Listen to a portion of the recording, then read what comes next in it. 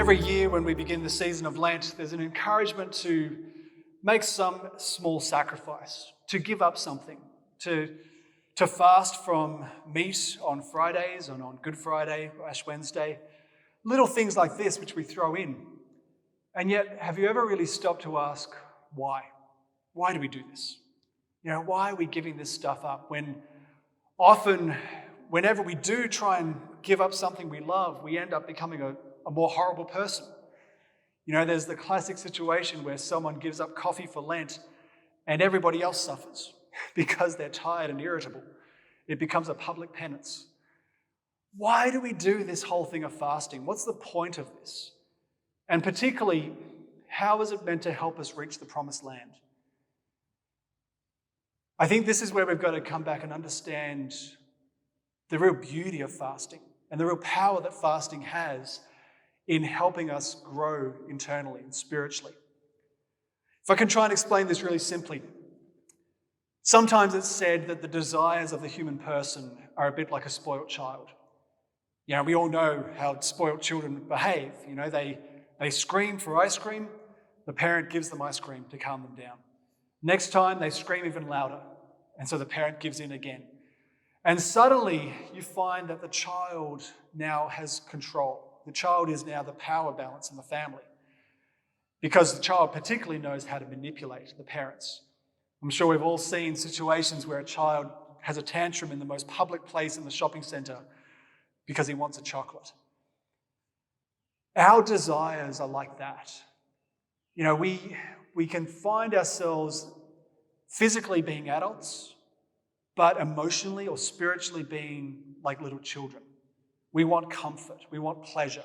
We want God to give us what we want now. Otherwise, we're going to have a hissy fit and never pray again. We want all the good things of life. When Sigmund Freud spoke about the three great desires of the human heart being sex, money, and power, these are the areas where that spoiled child constantly wants to be satisfied. The problem is that very quickly you find that the desires control your life. Even though you may want to live a life of great purpose and virtue, you find yourself living a life which is always trying to satisfy that inner child. Fasting is a very powerful way of regaining control.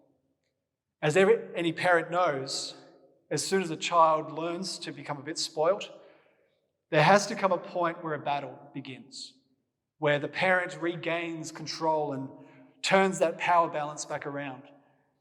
And they know that that's going to be very difficult because as soon as you begin to say no, the tantrums are going to get louder.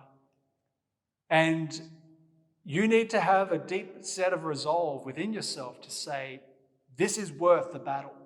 I'm going to keep saying no to my child until they learn to grow up. Now, if you think of fasting and self-denial in the same way, this is about you learning to say no to yourself. Currently in your life, there's a whole bunch of behaviours which control you. Now, you may very well justify your behaviour, rationalise it, convince yourself that there's nothing wrong, it's all okay, and yet the reality is you can't live without these things. You are currently living as a slave. Your whole life is now directed around these things. The question is, how do you regain control? Firstly, this is about trying to learn how to say no to yourself.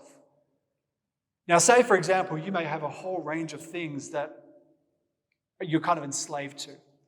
Maybe on one end, you've got chocolate. Maybe on the other end, it's more problematic things like gambling, pornography, name the vice, whatever it is.